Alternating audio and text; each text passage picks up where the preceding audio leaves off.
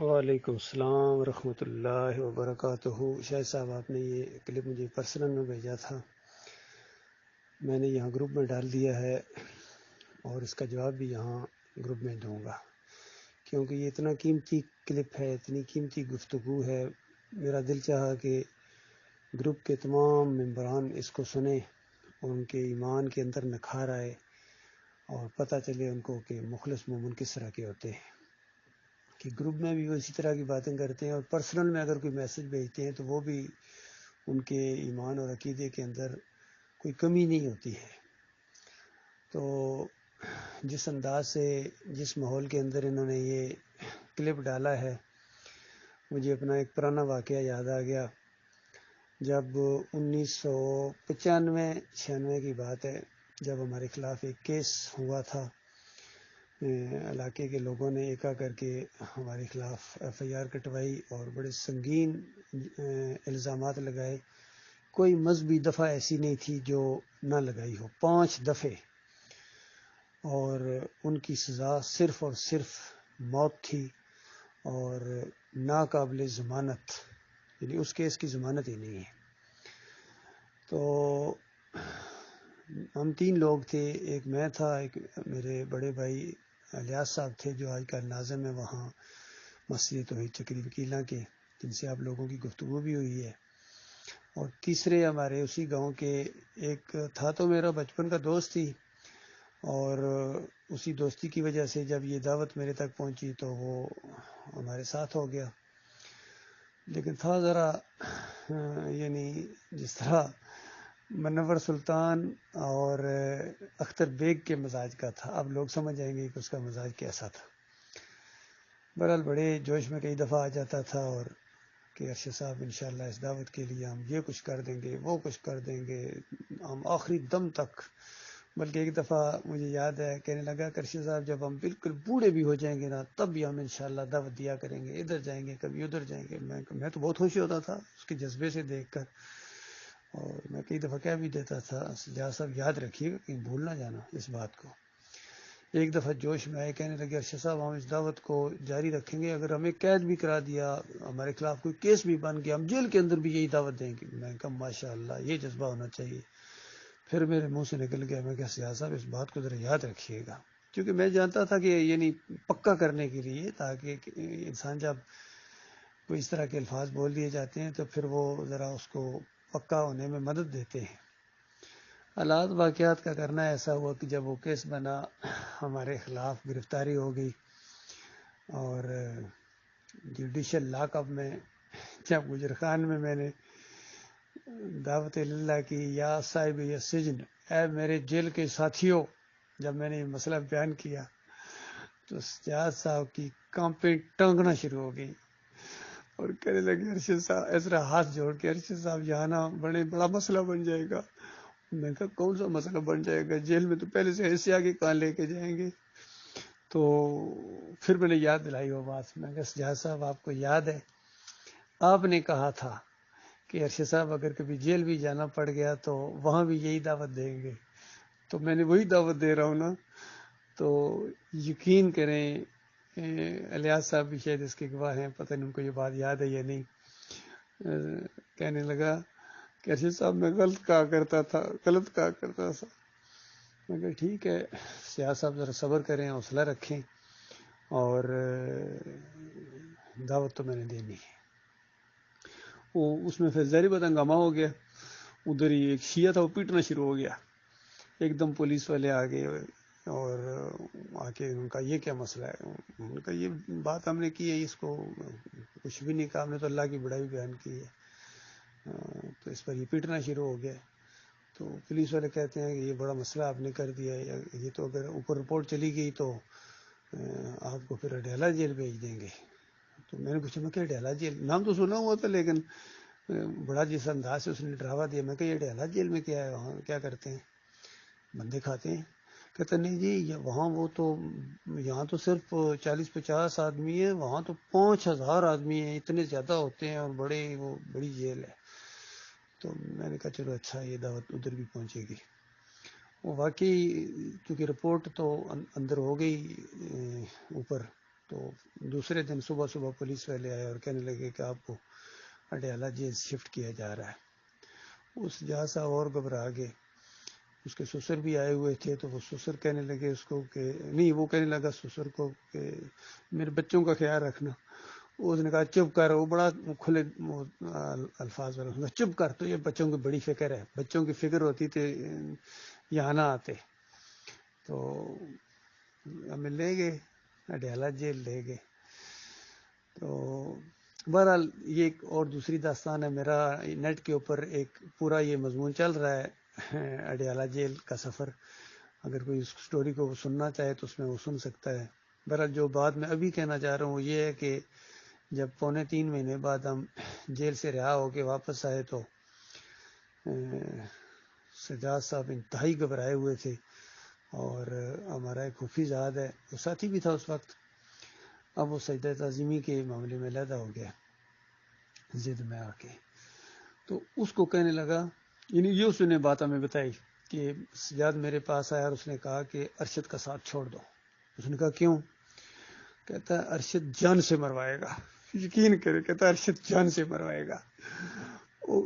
وہ کہتا ہے، میرا کزن کہتا ہے کہ میں نے اس کو کہا کہ اچھا ہے یار شہید ہو جائیں گے، یعنی وہ بڑا تیز آدمی آگے سے، وہ اس نے کہا اچھا ہے شہید ہو جائیں گے، یعنی جان سے مروائیں گے شہید ہو جائیں گے۔ تو یہ حال ہے، یہ معاملہ ہے کہ اس دعوت سے یہ اسی وجہ سے خائف ہیں، یقین کریں، ان کو پتہ ہے کہ ارشد نے دعوت اسی طریقے سے دینی ہے جس طریقے سے ڈاکٹر عثمانی رحمۃ اللہ علیہ دیا کرتے تھے،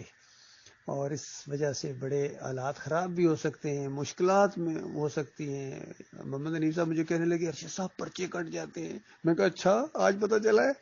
پرچے کٹتے ہیں نا، کٹنے چاہیے نا پرچے، جب دعوت نبیوں والی دو گے تو پرچے کٹنے سے تم ڈرو گے تو کس طرح اس دعوت کو آگے لے کے جاؤ گے؟ یہ اور بات کہ ہم اللہ کی پناہ مانگتے ہیں آزمائشوں سے، لیکن جو چیزیں آئیں گی اس سے تو ہمارے سے تو ابھی یہ کافر مشرک، اس کا مطلب ہے کہ وہ ان پرچوں سے نہیں ڈرتے ہیں، اور وہ کھل کے کہتے ہیں جتنے مرضی پرچے کاٹو، اور تقریباً عمران خان کے اوپر آج کل میرے خیال میں 18-19 FIR کٹی ہوئی ہیں، اسی طرح اور دوسرے ہیں، عمران ریاض کے اوپر ہوا ہے۔ یہ تو ہوتا ہے، وہ دنیا کی خاطر اتنی تکلیفیں اٹھا رہے ہیں اور ہم اللہ کی خاطر اتنی تکلیفیں نہ اٹھائیں اور جنت کی امیدیں رکھیں، اور یہ سارا معاملہ کیسے ہو سکتا ہے؟ تو میرے بھائیوں، ساتھ ملے ہو بالکل کان کھول کے اور پوری طرح شعور کے ساتھ اس دعوت کا ساتھ دیں، تاکہ جو آئے وہ شعور کے ساتھ آئے پوری طرح کہ یہ کون سا راستہ ہے، یہ انبیاء کی دعوت والا راستہ ہے، اور اس راستے میں پھولوں کے ہار نہیں پہنائے جائیں گے، اپنے بیگانے ہوں گے، دوست دشمن بنیں گے،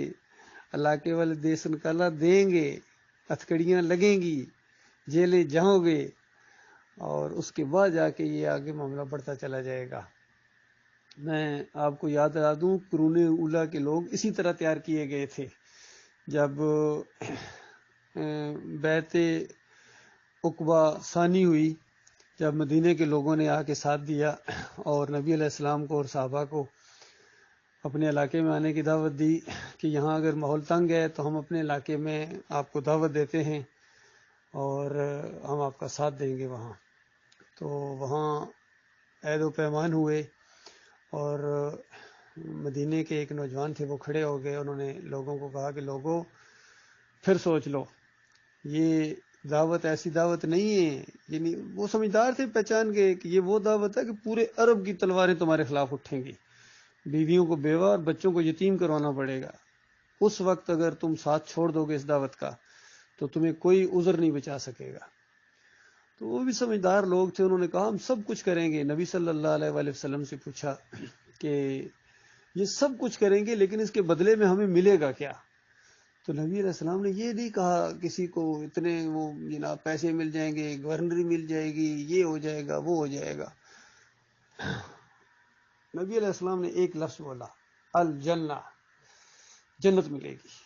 تو ایک دم پہلے انہوں نے مشورہ کر کے یہ بات کہی، لیکن جیسا کہا کہ جنت ملے گی تو کسی نے بھی آپس میں مشورہ نہیں کیا، سب نے مل کے کہا رضینا رضینا رضینا، ہم راضی ہیں راضی ہیں راضی ہیں، یہی کچھ تو چاہتے ہیں۔ تو اس انداز سے جو اس دعوت میں آئیں گے وہ کھڑے ہو پائیں گے، لیکن جو دنیاوی لالچوں میں آئیں گے، پیسے کے بندے ہوں گے، اور اس ذہن سے آئیں کہ مجھے یہاں ملے گا کیا، یہاں دھکے پڑیں گے اور اللہ اپنے مالک کے اوپر بھروسہ رکھو گے، اور اس دعوت کا اینڈ جو ہے وہ جنت ہے۔ اور یہ جہاد کا راستہ ہے، اللہ کے راستے میں جہاد کرنا ہے، اور بہت بڑا جہاد کرنا ہے۔ قرآن کے ذریعے جو جہاد کیا جاتا ہے دعوتی دور کے اندر، اس کو بڑا جہاد کہا گیا ہے۔ سورہ الفرقان کے اندر جو مکی دور کی سورہ ہے، اللہ تعالیٰ نبی علیہ السلام سے کہہ رہا ہے کہ جہاد کرو، جہاد الکبیرہ، یعنی ان کے ساتھ بہت بڑا جہاد اس قرآن کے ذریعے۔ تو یہ دعوتی دور ہے، الحمدللہ اسی انداز سے یہ دعوت اٹھ رہی ہے۔ ہمارے ایک مومن بھائی جب ہمارے ساتھ ملے تو ان کے گھر والے سارے ناراض ہو گئے کہ یہ کیا کیا آپ نے، محمد حنیف کو چھوڑ دیا ہے۔ محمد حنیف کے جب ساتھ تھے تو ہمیں وہاں سے زکوٰۃ ملا کرتی تھی، تو ارشد ہمیں کیا دے گا؟ تو انہوں نے کہا کہ ہم تو ایمان کی وجہ سے اس کے ساتھ ملے ہیں، تو کیونکہ محمد حنیف کے لوگوں نے ان کو وارننگ دی تھی کہ یعنی یہ جو گھرانہ ہے، اب یہ چونکہ خواتین کا بھی آپس میں رابطہ ہوتا ہے کہ اب تمہیں زکوٰۃ نہیں ملے گی۔ خواتین کو پتہ چلا کہ اب تمہارا خاوند جو ہے وہ اس کے ساتھ، ارشد کے ساتھ مل گیا ہے، اور ارشد باغی ہے اور جناب تو جماعت کا یہ دشمن بن گیا ہے اس طریقے سے۔ تو اس نے اپنے خاوند کو کہا کہ مت ملو ارشد کے ساتھ کیونکہ ہماری زکوٰۃ بند ہو جائے گی۔ تو انہوں نے بڑا سمجھایا کہ زکوٰۃ کی لالچ میں کیا ایمان چھوڑ دیں، کیونکہ یہ ایسے ظالم تھے۔ یقین کیجئے محمد حنیف کے لوگ، ہمارے افضل صاحب کے بھی انہوں نے یہی کہا، یاد ہمارے ساتھی ہیں، بیمار تھے ان دنوں میں بہت زیادہ، اب تو پھر بہتر ہیں پہلے سے۔ تو ان کو جماعت والے کچھ ذرا فنڈ دیا کرتے تھے دوائی کے لیے، تو ایسے ظالم ہیں کہ ان کو نوٹس دیا کہ اگر ارشد کے ساتھی بنے تو ہم تمہاری یہ دوائی بند کر دیں گے، تمہاری دوائی دینا بند کر دیں، خرچہ بند کر دیں گے۔ تو لیکن اللہ تعالیٰ نے ان کو اتنا مضبوط ایمان دیا ہوا، تو ہمارے بہت ہی مخلص ساتھی ہیں افضل صاحب لاہور والے۔ انہوں نے کہا بھائی میں مر جاؤں جو مرضی ہو جائے، لیکن دوائی ملے یا نہ ملے میں نے حق کا ساتھ دینا ہے۔ تو اس طریقے سے وہ جرت کے ساتھ کھڑے ہو گئے اللہ کے فضل و کرم سے۔ تو یہ ہمارے ایسے ساتھی، ایسے لوگ ہمارے ساتھ ملیں جن کو اللہ کے راستے میں جہاد کرنے کا شوق ہے، اور ہجرت کا موقع اگر آئے تو لات ماریں اپنے اس ماحول کے اوپر، گھروں کے اوپر، ساری یادوں کے اوپر فراموش کر کے اللہ کے راستے میں نکل جائیں، جدھر بھی مالک لے جائے۔ اور اس کے بعد ایک اسٹیٹ قائم ہوگی انشاءاللہ، اور اس کے بعد جہاد کی آخری درجے کی آخری مرلے کی بھی بازی انشاءاللہ، کہ کفر و شرک کا جنازہ اٹھا دیا جائے گا۔ اللہ کی مدد آئے گی، اللہ کے فرشتے آئیں گے، اور باطل کو چھپنے کی جگہ نہیں ملے گی۔ یقین کیجیے یہ مولوی اور پیر اور یہ جتنے بڑے بڑے دین کے دشمن ہیں، یہ یا تو ملک سے بھاگ جائیں گے، یا سمندر میں چھلانگ لگا دیں گے، یا دریاؤں میں، یا خودکشی کر لیں گے۔ ان کو پتہ ہمیں نہیں چھوڑا جائے گا، بالکل نہیں چھوڑا جائے گا، ان کو انتقام لیا جائے گا، ایسا انتقام کہ پوری دنیا میں عبرت بن جائے گا کہ حق کا راستہ روکنے والے اور حق کے دشمن ان کا کیا انجام ہوتا ہے۔ اللہ تعالیٰ اس راستے پر جمائے رکھے، اور مخلص لوگ ہماری طرف رخ کریں۔ سارے گروپس کے اندر سے جو بھی انشاءاللہ مخلص ہیں وہ ہماری طرف آئیں گے، کچرا ادھر رہے گا، یاد رکھیے، کچرا اور گند ادھر رہ جائے گا، سب ہماری طرف آئیں گے انشاءاللہ۔ سب گروپوں میں سے نکل رہے ہیں، محمد حنیف کے لوگوں میں سے نکل رہے ہیں۔ ابھی دیکھیں یہ ہمارا پورا گروپ، یہ شکرگڑھ کا، یہ اسی کے اس جماعت سے نکلے ہیں، اور بھی نکلنے کچھ اور لوگ بھی ان سے بھی رابطے کر رہے ہیں، اور یہ یعقوب لوگوں سے بے شمار لوگ نکل کے ابھی دیکھنا ہماری طرف آ رہے ہیں۔ پھر دائیو گروپ سے بھی رابطہ کیا ہے مہراج صاحب کے ساتھ، بڑے سینئر لوگوں نے، پرانے ساتھیوں نے رابطہ کیا ہے کہ ان کا یہ کیا موقف ہے، کیا ہو گیا ان کو۔ اور اسی طرح ان کے جو فیاض محمود کے گروپ کے لوگ ہیں وہ بھی کہہ رہے ہیں کہ کیا ہو گیا ہمارے بڑے سینئر لوگوں کو، یہ اللہ سے اتنے نہیں ڈرتے جتنے فیاض محمود سے ڈرتے ہیں، شعیب سے ڈرتے ہیں، کیا ہو گیا ان کو۔ آپس میں باتیں کرتے ہیں وہ لوگ، ایک دوسرے کے ساتھ میسج بھیجتے ہیں، اور وہ میسج لوگ ہمیں بھیج دیتے ہیں۔ تو یہ معاملہ ہے میرے پیارے بھائیوں۔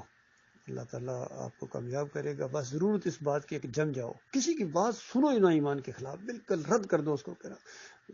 کہ جو اس دین سے، ایمان عقیدے سے اور اس جماعت سے ہٹاتا ہے وہ آپ کا نمبر 1 دشمن ہے اس دنیا کے اندر۔ اللہ تعالیٰ ان کی ساری سازشوں کو رد کرے گا انشاءاللہ،